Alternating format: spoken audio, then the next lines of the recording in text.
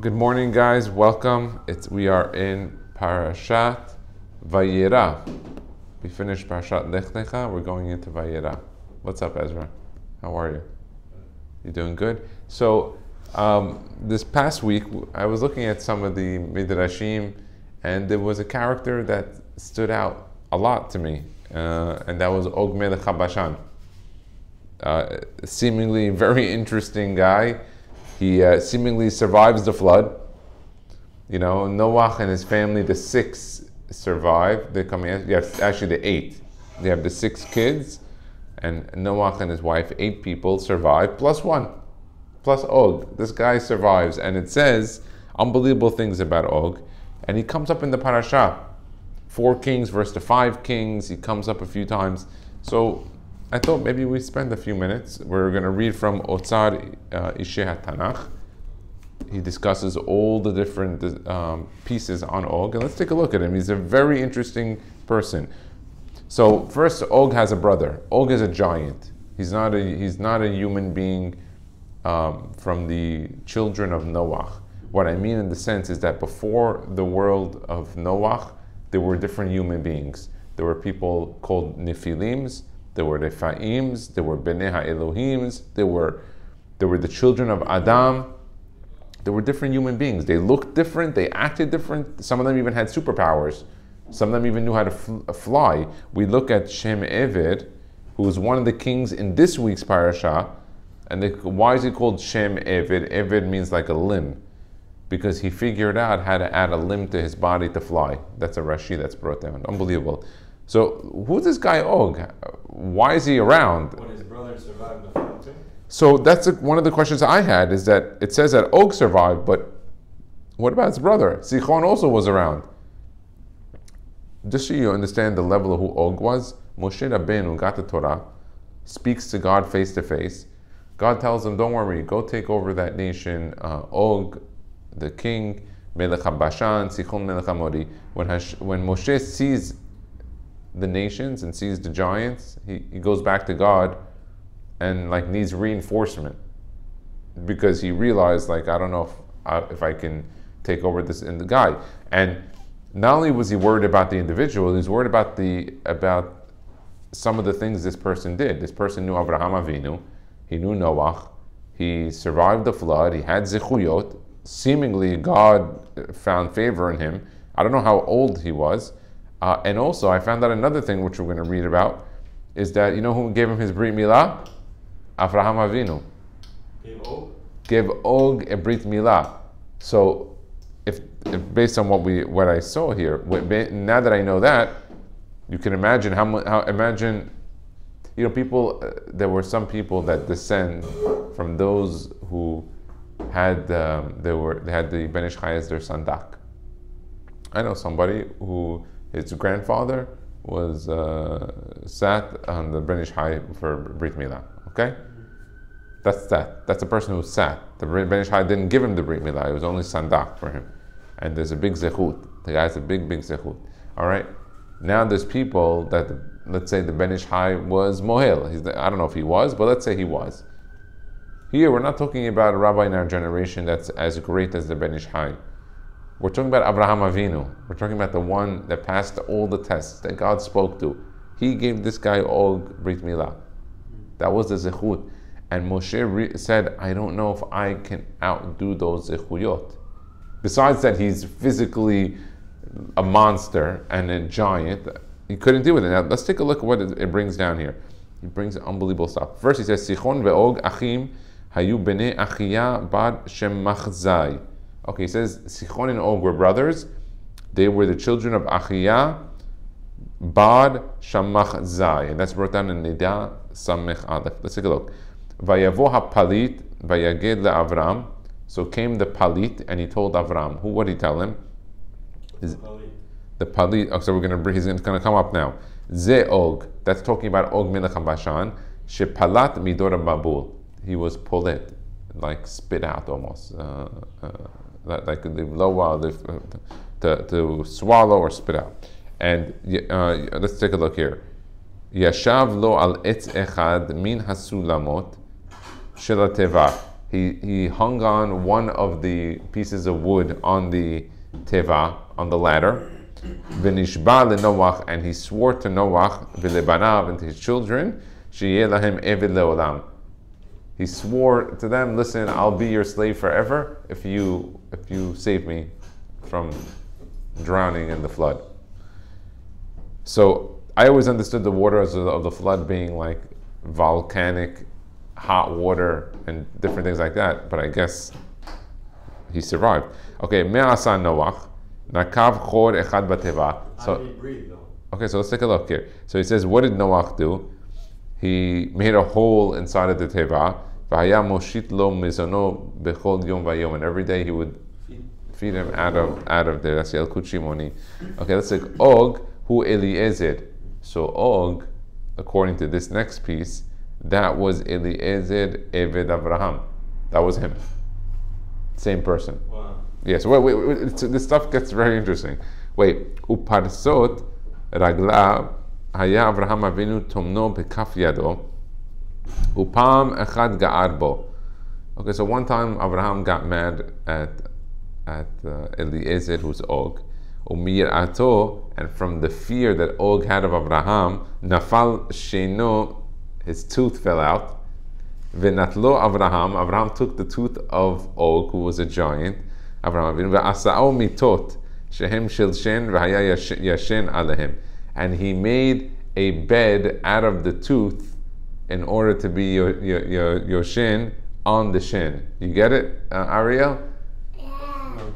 That Abraham Avinu got mad at Og, and Og was afraid, so his tooth fell out. So he was a giant; the tooth was huge. Yeah. So he took the shin, and he made from it bed, in order to be your shin on the shin. I don't get it.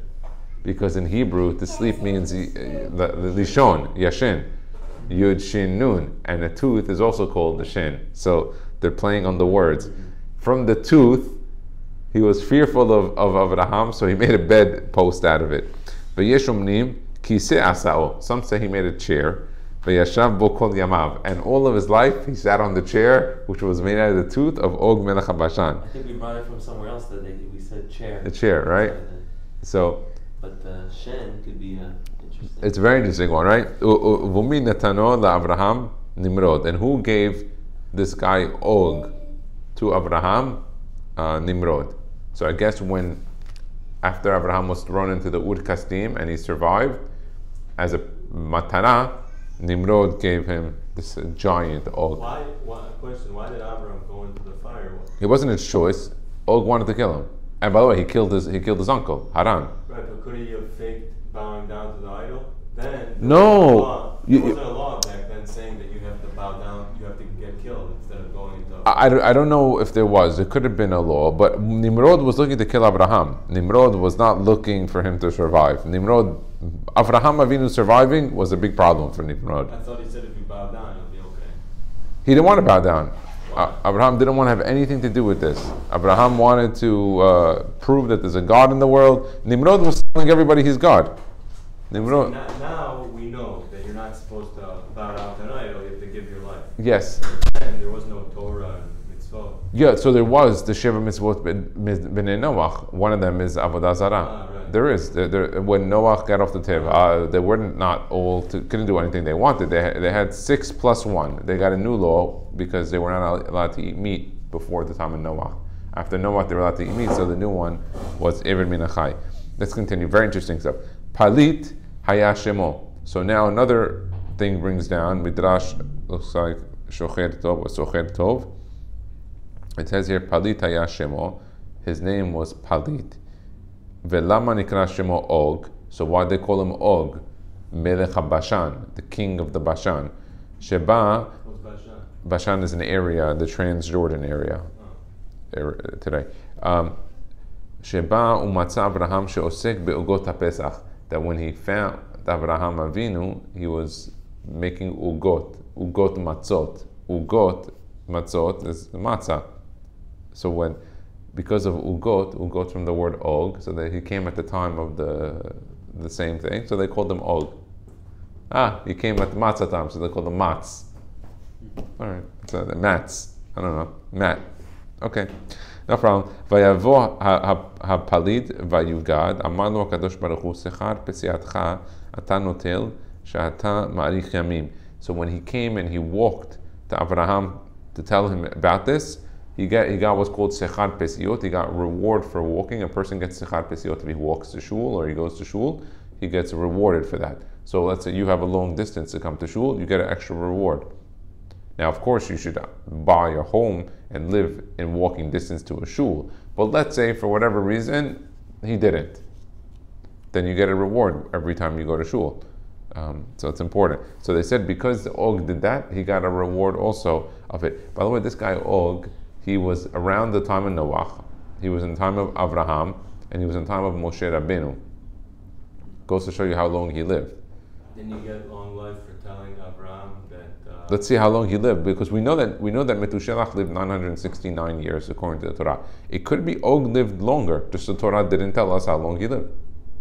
It's possible. Haya Og pachot vegarua mikol harefaim shahayu beyamav. Okay, this now this starts something interesting comes around now. There's a group of people called the Refaim. Who are these Repaims? They're pretty important, the Rephaim. Weren't the angels? So we're gonna read about them now. And why are these important? The Torah goes out of its way to tell us about Rephaim, and it tells us an even more important thing. It tells us first that Og was pachot vegarua mikol Rephaim. He was the smallest, but the worst from all of them. Pachot vegarua. Garua is worse. Mikol Rephaim shayu beyamav. All the Rephaim. Who are these Rephaim? It's just interesting. And what I find even more interesting about the Rephaim is what happens and why they're even fighting with each other. Take a look at this. Vayhi bimei Amraphel. It's in the times of Amraphel. They say Amraphel name was Nimrod. Okay? If you look at Rashi, it says, Hu Nimrod she'amar l'Abraham fool. He told Abraham, fool. What do you mean fool? He didn't mean fool, he mean fall. He told him fall. He was telling him go into the pit of fire. He's saying fall. So they called him Amar fall. So they called him Amraphel. But his name was Nimrod. Because he told them that they called him Amraphel. Melech Shinar. Now this territory of Shinar, just so you know, was around until the time of the Geonim. They referenced it at its Shinar. So that means till the year 1000, from the time of Abraham Avinu, that territory was known as Shinar. Today it's like what you would call Greater Babylonia or Iraq, maybe parts of Iran, Saudi Arabia. That okay. Arioch Melech Elazar, the second king, Kedor LaOmer, third king, Melech Elam, Betidal Melech Goyim, 4 kings. Asum Milchama, they made a war with Bera Melech Sedom, Birsha Melech Amorah. So far they don't look like they're good kings. One of them is called Bera, one's called Birsha. Okay, the other one's called Shinaav Melech Adma, Veshem Ever Melech Sevoim, or Melech Bela Hitzoar. It tells us that's Zoar. Okay, let's look at Shem Eved. Look at this Rashi. It's so interesting. Shem Eved, Sam Eved Leof Velikpots Velimrod B'Hakadosh Baruch Hu. Oh, Sam Eved Lauf. He added some form of a limb on his body in order to fly. This guy, Shem Eved, the king, and he became a king, and in order to be kofetz, to jump, and to be mored by Hashem. So back in the time of Abraham, they knew how to add a limb to a body to make it fly. I mean, we think today, people know how to do surgeries, we're very advanced. This guy knew how to take a limb and attach it to his body and fly with it. Okay, we're not there yet. This guy did that, and he made himself king. Okay, so the reason I say this is that we think this. And I don't think this, but there's people that think that we live in the most advanced society and that we have all the technology and everything is so great and it's perfect. And I was like, what are you talking about? It's like they were much more advanced back then. They were more spiritual. They had a better physical life than we did. Also a stone at the kotel. How did they pick that up? So there's a lot of discussions of how they moved it with vibrations, with sounds. A lot of them that they created them on site, that they didn't move them. There's a few different ways of how they did it. Every time I go to Israel, I love to speak to like the archaeologists, the historians, what they find about all this. And we know there was this worm, the shamir. They use it to cut stones. We don't even know that it exists or where it exists. We don't know. What I mean to say is that we make a big mistake assuming we have it so great. Back then, they had a much better life. Besides that, they were able to do things that today people can't do. They were able to. You think they had AC?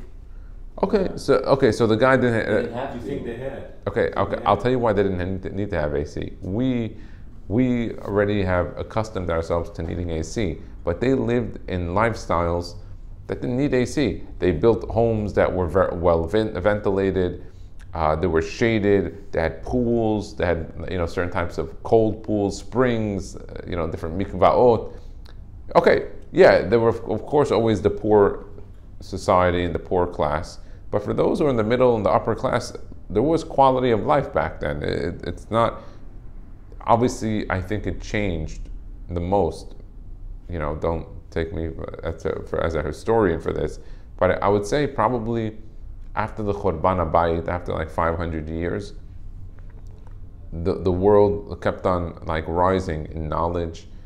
You had the Islamic rise to power in the Iberian Peninsula, and like the world was advancing itself, and then suddenly, I would say like right before the Middle Ages, it started to just break down, and then like there were war after war, famine, catastrophe, and then with all that, everything went back, and knowledge was lost, and then suddenly, 1800s, the whole new revolution, industrial revolution, and then later the technological revolution that came around. It's like all these different things came. So you have these four kings here. Kol ele chabru el emek hasidim hu Yam HaMelech. They all go to Yam HaMelech. Yam HaMelech is not random. Yam HaMelech is the lowest point on earth. So these kings, they knew something. We don't know why they went there. They decided to go there. Okay. Hu Yam HaMelech. Rashi tells us lechar zman nimshach hayam letocho benasa Yam HaMelech. Umidrash Agada omer shenitbakeu hatzurim svivav nimshechu yeorim letocho. He was saying how rivers came into it to make it what it is, Yam HaMelech. I recently read that they always thought that Yam HaMelech had no living creatures in it because it's all salt. They found like different types of amoebas or bacteria or like little microorganisms inside the Yam HaMelech that survive and live in there, which is very interesting. Wow. Yeah. 12 shana avdu et kedor la'omer 13 shana maradu. So for 12 years, these kings, they were serving Kedor Laomer. It looks like Kedor Laomer took over the territory and he was in charge. And for 13 years, they rebelled against him. Now, after, in the 14th year, came Kedor Laomer and the kings that were with him, because it was 4 to 5, right? But they were partnering up. Some of the kings were partnering with Kedor Laomer, so they didn't rebel. Meaning whoever lost, I believe here. What, they were paying tribute? Yeah, meaning they were like partners with Kedor Laomer. So it wasn't that the 5 were and the 4 were all fighting each other one-on-one. They were teams. You understand? The ones who were with Kedor Laomer, they were on his side, and then you had the other side. Now, what ended up happening after they ended up rebelling in the 14th year, Kedor Laomer and his posse of other kings, Asher ito vayaku et Rephaim. They hit these Rephaims. Who are these Rephaims? Oh, they were still around? Yeah, be'ashterot karnaim. They were in a place called Ashterot Karnaim. The reason why I go out of my way to read this and research it is the Torah goes out of its way to tell us facts and history. Besides the laws and the stories, it gives us like important information. If it's going out of its way to tell us this, there must have been something that was going on here. Okay, ve'et hazuzim. These are other things. Beham, ve'et ha'emim, also the emim, b'shaveh kiryatayim. They were in a different area. Let's look at the Rashis on these. It says here, Ba'asre Shana Lemardan, they were rebelling against him. Ba'kedu la'omer lefi shehu Ba'al Ba'aseh Nichlas Be'ovi HaKoreh. He was the one who started the whole problem. He went and did it.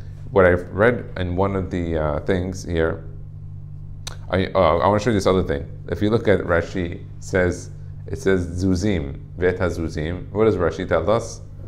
Hem Zamzumim. They are the same people that you see later on in Devarim that were mentioned as Zamzumim.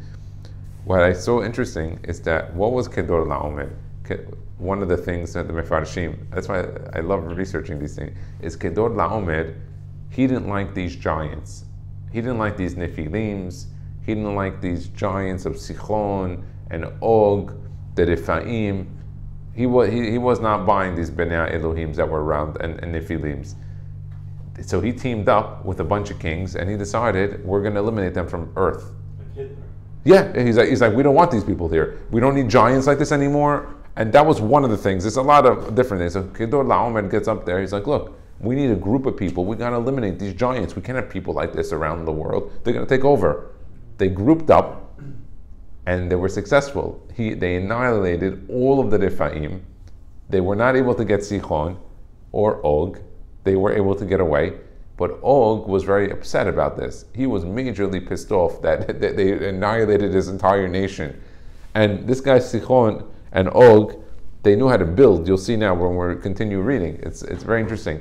So he goes to Abraham and he tells Abraham, look, they kidnapped Lot. Why was he telling him that? He was hoping Abraham was going to get into the war, either die and marry Sarah. What was the other thing? He was hoping Abraham would go and, after Kedor La'omer, beat him and take him revenge for killing all the Rephaim, all of his people behind him. So it's interesting, this whole thing. Now, this Rephaim comes up again. It comes up in Devarim. I'll show you where it comes up again. It's very interesting. Look at this. It says, okay, Vayavo HaPalit. This is still in Lech Lecha, in Yud Daled, Yud Gimel. It says, Lefi Peshuto, V'ze Og. This is Og.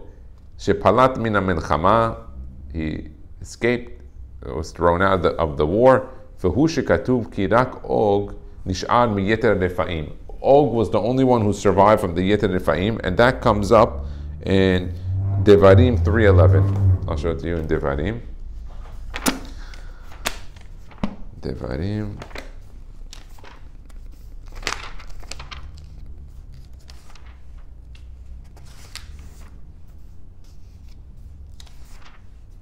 Okay, Kirak Og, Melech HaBashan, Nish'ar Yeter Rephaim. He was left over Yeter Rephaim. This is in Devarim, by the way, but he wasn't left over now. He's left over from back then.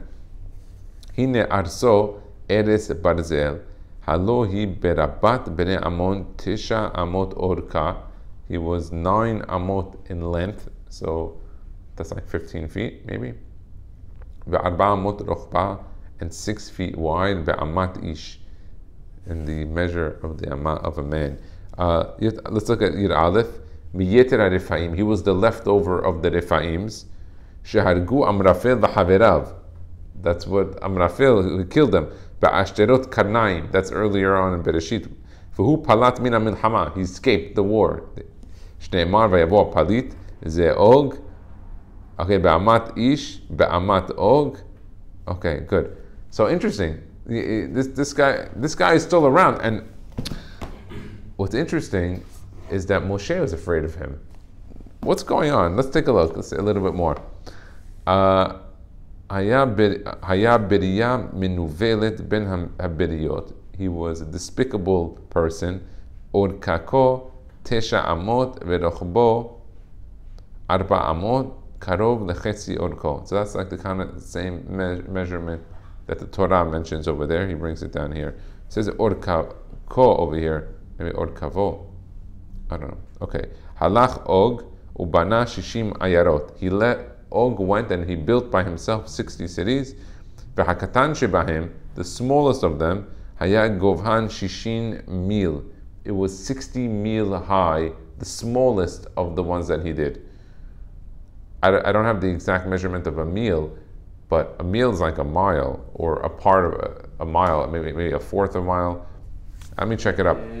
I'll check the exact. No, it's in Megillah. We just learned it. Yeah, let's take a look at what a meal is. So I want to say 1,200 yards. I think it was. okay, meal hu yechida orich. It was the Latin. It says it like mile. That's what they refer to. Okay, 1,000 midot orach. Okay, so he says bin. Okay, so it's 5,280 feet. That's a meal. Gemara's not here? Megillah? Yeah, no, that's, you guys are right here. That's good. I got it. So 5,280. I wonder if. So that's less than a mile.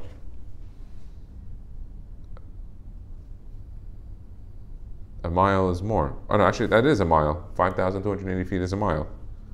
So, but a meal is not a mile exactly. Let's see here. Hamil beTalmud. Let's see how he does it here. So he says Mil b'halacha shaveh 2,000 amot. So 3,000 feet, give or take. So it's less. 2,000 amot over here. Okay, so 2,000 amot we have here. So 60 meal is 60 times 2,000 amot. So let's do that. That's 120,000, right? 120,000 amot times, let's say 1.5. So it was 180,000 feet. That's how big, that's how tall he made the city. He was a giant. So, I mean, I don't know how that, 180,000 feet, just so you understand, you're leaving like the atmosphere of Earth almost. Because you have these balloons that go 120,000 feet. So, but this is what it has here. He built 60, so he built it, we got a picture of the height that he built it was 180,000 feet, approximately. We said a meal is 2,000 amot. So you have 2,000 amot times the 60 meal. Uma haya achilato, what did he eat?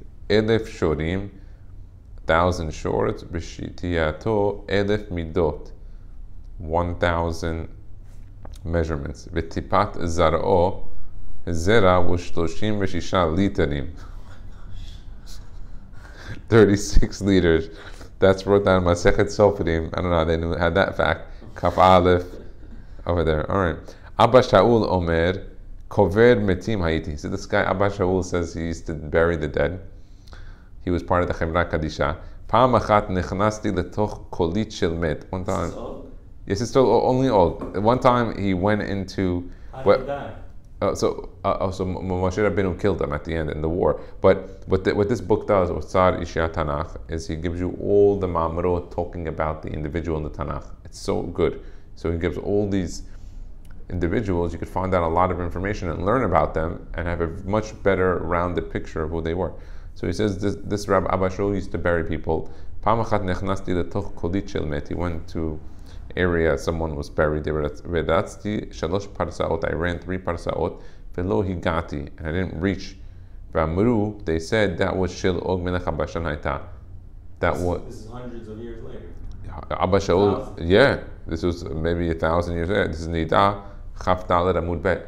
So he found his body. He kept on running and running and running, and still his body was still there. It never ended. Does it say where it is? This was in Babylonia, I'm assuming, or Israel. Hayad lo ben kashe himenu. It says he had a son that was worse than him. Sichon ve'og hayu shechatzim vegiburim. Shelo haya ben ze laze. Ela mahalach yom echad bilvad. They had a 1 day distance. Velo ze ba lesayeh ze. This one would not help the other. One of the Og and Sichon wouldn't help each other. And one wouldn't help the other. Interesting. Okay. Now talking about the time of Abraham on Og. nimolu ito. All of his household got a brit milah. Ze og shenimol ito v'kibel od kodesh. That he did a brit milah with Abraham Avinu. Possibly Abraham did the brit milah, because I would assume Abraham did the brit milah. He did it for himself. He did it for everyone in his house. He did it for his son. So I'm sure he did it for Og. That's why I told you Moshe was worried about this. This brought down in the Zohar. Vayavo hapalit vayaged lo ba l'shem shamayim ela l'shem nuya shel Sarah. Okay, he didn't come to tell l'shem shamayim to save Abraham, Yitzhak. He came in order to go after Sarah Imenu. Og ba el Abraham lehodia al shivyo shel Lot be'erev Pesach u'matz'o she'ofe matzot. Og went to Abraham Avinu in order to tell him that Lot got kidnapped. And what was Abraham doing on Erev Pesach? He was baking ugot matzot. He was doing the matzot, so they called them Og. He said, you came at the time of ugot. All right, here you go. Here's a piece of matzah. We're going to call you Og from now on. Interesting. Amar Og, he said, Abraham ze kanaihu. Og said, Abraham is zealot. Achshav ani omer lo nishba ben achiv. He says, I'm going to tell him that his brother-in-law, his nephew, got kidnapped, and he's going to go fight and get killed. I'll marry his wife. Hashem said, because you thought you were going to kill him,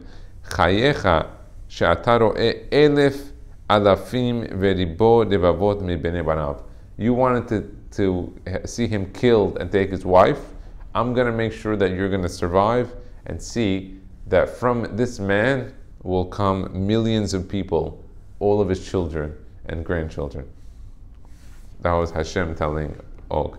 Keshegamal chesed Yitzchak hotziu Abraham lecherut.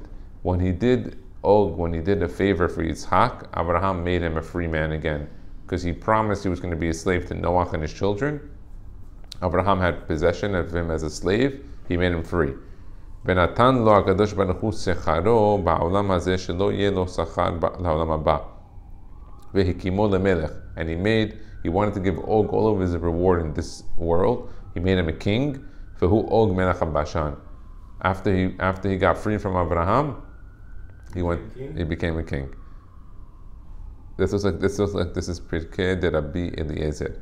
Interesting. Besha'a shemal Abraham et Yitzchak, when he did the brit milah for Yitzchak beno, his son, asam mishteh, he made a big party. Bekara lechol malchei Canaan, and he invited all the kings. See, when Abraham makes parties, he has all the bourgeoisie, all the kings by him. Be'ed Og haya sham be'oto sha'a, and Og was there too. He had the giants, he had kings, he had all the famous families of the world. Nimrod was still alive? He probably invited Nimrod too. Yeah, Nimrod was still alive. Amru le'og, they told Og, Lo kach hayita omer, didn't you used to say, Abraham parda akara hi ve'enu modid? Didn't you used to say that Abraham was a barren mule? A mule can't have any children. A mule, what's a mule? They take a donkey and a horse and they breed it, they get a mule. So he used to call Abraham a mule. A mule can't have children? Mule can't have children, no, sterile. So, parda akara ve'enu modid. He used to call them the mule. Kevan shera'a Yitzhak. When he saw Yitzhak was born, Amar mazeh. They said, what's that? Ze eno klum be'etzba'i ani hodgo. So he would say, who cares? He said, I can kill that Yitzhak with my little finger. He was a giant. He said, that little baby, I'll kill him. Amar lo HaKadosh Baruch Hu kach amarta. I said, that's what you said, you're going to kill him with your little finger. Od tir'eh alpayim revevot yosim mimenu ubiyadam ata tipol. You're going to see from that little baby that you're making fun of, that you can kill with your finger, millions of his children, and their hands are the ones that's going to kill you. You said your hands are going to kill him, their hands will kill you. Wow, that's talking to Og. Besha'a shenechnas Yaakov el Paro levarech oto. When Yaakov went to Paro to bless him, haya Og yoshev sham beoto sha'a. Og was sitting down in the palace with Paro, so he had buddies. He was a king at that point. He decided to hang out with him, because remember, Abraham made him free. He was a king at that point, right? Yeah. Amar lo Paro le'og. Paro tells Og, Lo kach hayita omer, didn't you used to say, Abraham, parda akarahi ve'enu molid, that Abraham is a mule, can't have children? I guess he used to go around telling this to everyone. Even Paro mentioned it to him. Hare ben beno v'shiv'im nafesh me'yericho. He said his grandson, Ben Beno, and 70 of his children came. Hichil og machnis ayin hara'a lahim. So right away when they all came down, Og put ayin hara on the children of Yaakov Avinu. Amar lo HaKadosh Baruch Hu. Hashem said, you put ayin hara on my children? What does that mean? He put ayin hara. What do you mean? It's a black magic. What did he do? Oh, so there's ways. I have the whole book here, that whole ayin hara book behind me. We've been learning it about how people put it, how taking it off. We spoke about it. Amar lo HaKadosh Baruch Hu, Teimas eno shel oto rasha. So Hashem said that one of his eyes should come out. Okay, interesting. We know that when it came to Bilam, it says Bilam ben Beor, shetum ha'ayin. He was the one-eyed ogre. He was a giant Bilam with one eye. He had like a patch on the other eye, I guess. Amar lo Og de Paro. Og tells Paro, Abraham atzmo hu zeh.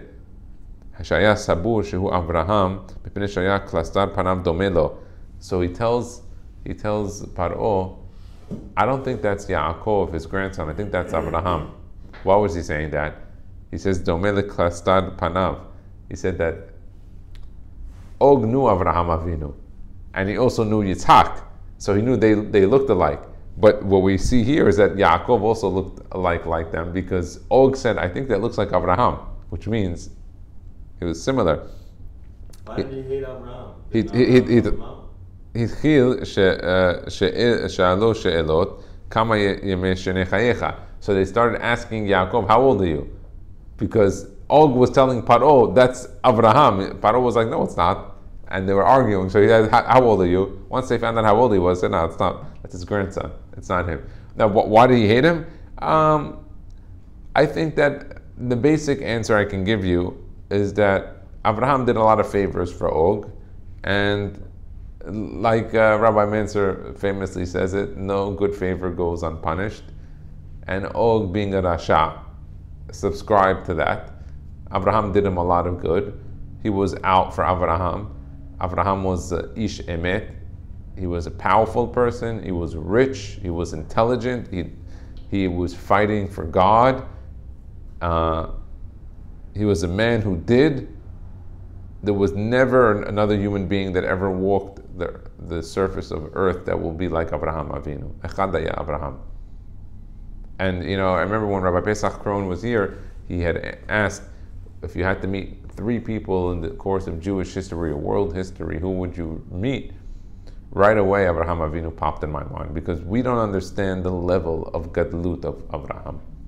The Torah verifies it, that Abraham was one of the only individuals that ever lived that both what God had assumed he would be and who he was physically was exactly the same. Abraham.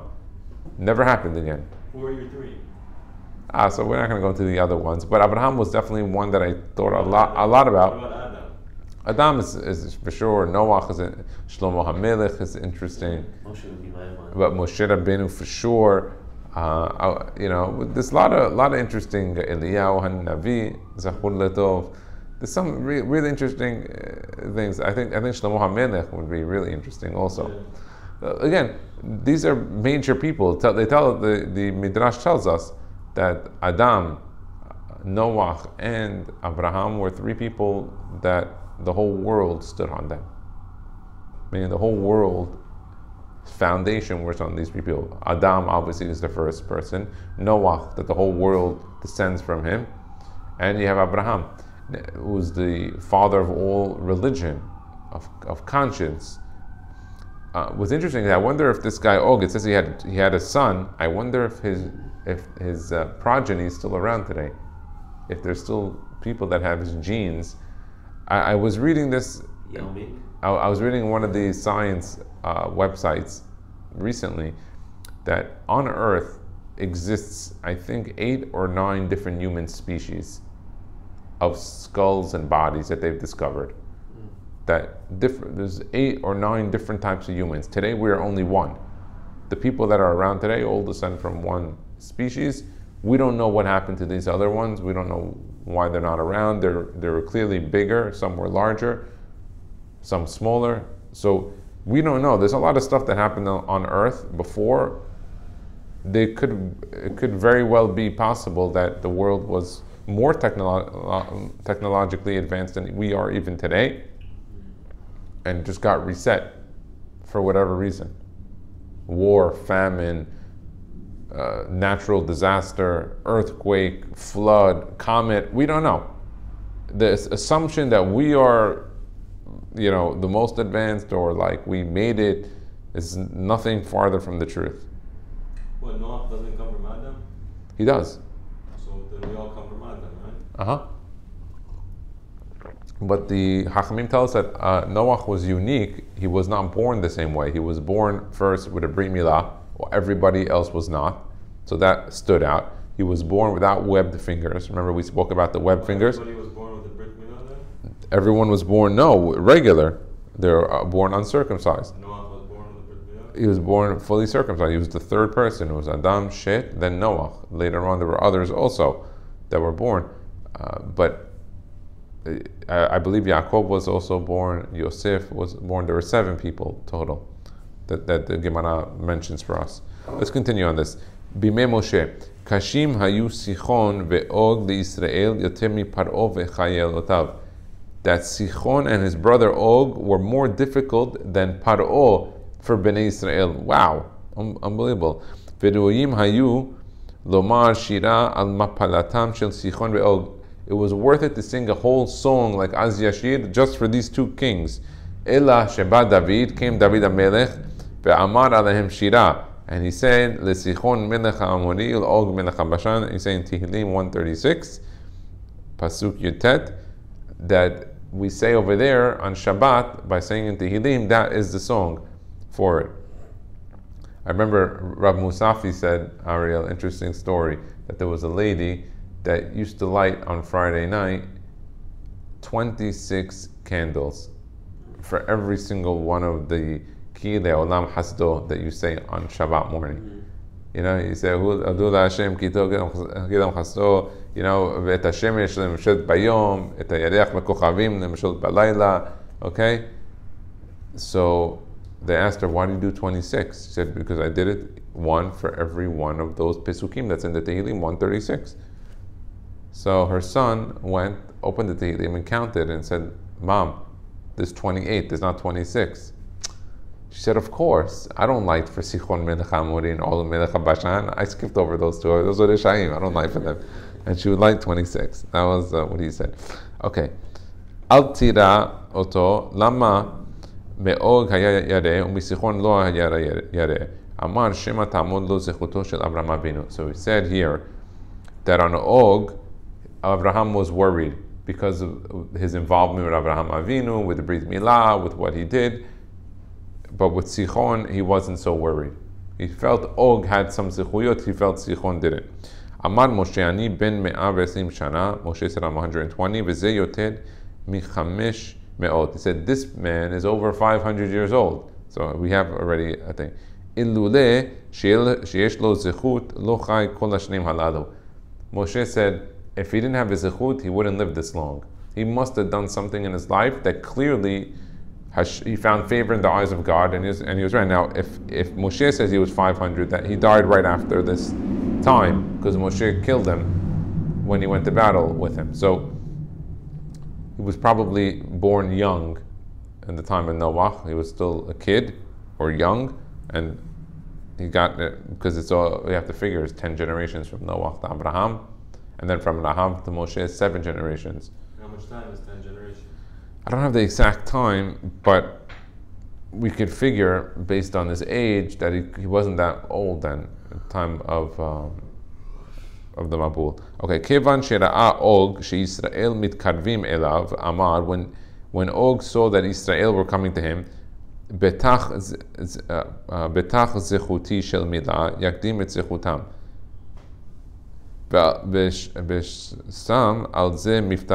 He put his bitachon Og on his brit milah, that he said, I have a bigger zechut than them. I did the Brit Milah before them.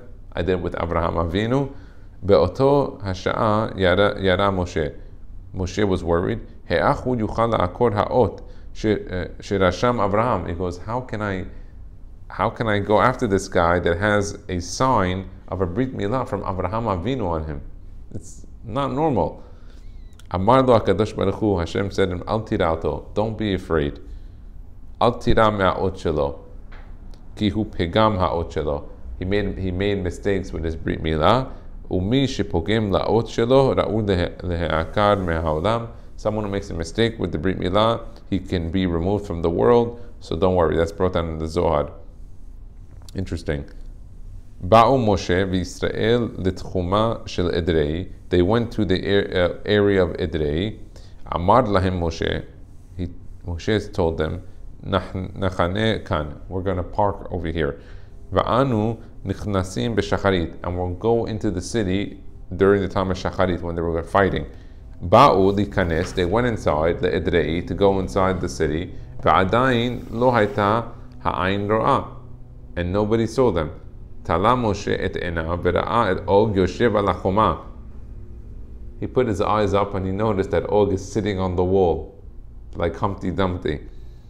V'raglav magiot la'aretz, and his feet are all the way hitting the floor. It's unbelievable. These are great, these midrashim. Amar Moshe, eni yodea ma ani ro'eh. Moshe is like, I don't know what I'm looking at right now. Is this guy sitting on the wall with his feet on the ground? Moshe was like, I can't believe this. Choma acheret banu elu balayla. He says, I don't believe what I'm looking at. He goes, did they just build this wall last night? Because we came here, and he couldn't. He's like, my eyes saw the wall yesterday. This wasn't the wall that we saw. There was a different wall, and it's apparent that Og overnight just built another wall around the city to make it even harder to get in. Yeah, banu elu balayla. Amar lo HaKadosh Baruch Hu Moshe. God tells Moshe, Oghu. He goes, you know that giant that you just saw that's sitting on the wall with his feet on the ground? He goes, that's Og. Og haya tolesh had v'zorek al Israel. He used to be able to lift the mountain and throw the mountain on Israel. Moshe haya notel tzeror umaskir alav shema meforash v'samcho. And he would take rock and he would say the name of God and throw it instead. Wow, it's unbelievable. These things. Ha'evin shebikesh Og melech BASHAN lezrok al Israel. The rock that Og wanted to throw on Israel. Zeh yesh lanu beKabbalah. We have in our Kabbalah, where we learned, Amar Og, Machane Israel kama zeh tofes.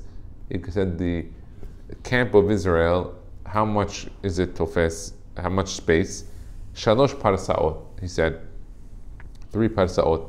Elech ve'ekar had shel shalosh parsaot. He said, I'm going to lift a mountain that's 3 parsaot. Ve'ezrok alehem ve'ehargem. He said, I'll just lift a mountain equal to their size and just throw it on top of them. Halach akar had kazeh. He went and he got a mountain that's 3 parsaot. Ve'hiviu al rosho. And he carried the mountain on his head like this. He carried it. Hevi HaKadosh Baruch Hu alav tolaim. God had in the mountain worms. V'nikbuhu ve'yarad al savaro. And they started to very quickly eat apart the mountain till they disintegrated everything and it all broke apart into little pieces of dirt. And it all fell onto his neck. Ratzah l'shlof oto higdilo shinav mikan u'mikan v'lo yachol haya l'sholofo. Moshe kama haya eser amot. Moshe was 10 amot tall. So Moshe was like 15 feet tall. Lakach makel shel eser amot. He took a stick. His makel was also 15 feet, so that's 30. 10 amot, 10 amot. V'kafatz eser amot. And he jumped 10 amot, so 30 amot. V'hikahu bekarsulav. And he hit him in karsulav. Karsulav is like the thigh area of it. So, and that's brought down Berachot Nun Dalet in the Gemara Amud Bet. The whole story of it. So you remember Berachot Dan discusses the whole thing of Og. Let's look at the last piece. The Elkut Shimoni. Milchemet Sichon asu be'elul. They did the battle of Sichon in the month of Elul. V'asu et haregel betishrei. They did the regel. V'achar haregel milchemet Og. Then they did the holiday, the regel, which is Sukkot. And then after Sukkot, they did the milchama of Og. It's interesting because after Sukkot, you also have the milchama of Gog and Magog. And it's interesting that the basis at the same time was the milchama of Og. So that's the whole piece that we have here on this. And I'll end it with this, which I thought was really nice. It says, Tov shebarofim legehinam. It's brought down in Kiddushin, page 82, Amud Aleph. And it's a whole discussion in the Gemara. What does it mean that the best of the doctors go to Gehinam? How could that be? What do you mean? Doctors are good. So we have a whole discussion. We gave like 10 different reasons, many of them supporting doctors and just explaining what it was about emunah, bitachon. But something that's interesting is if you actually look in the Torah, the first time that you see the word rofim or refaim is here with the story of Og. Remember, we started with that whole thing of Og. He was part of the Refaim. That was his nation, his culture, his background. And what's interesting is that he was left over. He was left over after Amraphel went in with all the kings. He destroys all the Refaim. Og runs away and survives. And you think that he survived. He was from the good ones. God left them over. But when I look at this Gemara and you look at the whole story of Og and the Refaim and Amraphel and what he did, and after learning all of what Otzari Sheatanach told us about Og, all the Midrashim, and we read everything that was written, and this book is pretty thorough, so he gave us a lot of the good sources. What do we see here? We see that Og was a bad guy. And now when you look at the Gemara, you understand the Gemara in a different light. It says, Tov shebarofim legehinam. Tov, the best of the Rofim. Who was the best of the Rofim? Not talking about doctors. We're talking about the Rofim in the Torah. When you look at the best of those, who was the best? The one that survived. Obviously, he was the best because he survived. But you think that guy, Tov shebarofim, here? The Gehinam. Even though you think Og might have had some zechuyot thing, no. That guy, he's going to Gehinam, and like the Midrash told us, unbelievable. He got all of his reward in this world and became a king, so Hashem can clean him out and permanently ban him from Olam Haban Gan Eden. Baruch Adonai Le'olam. Amen v'amen.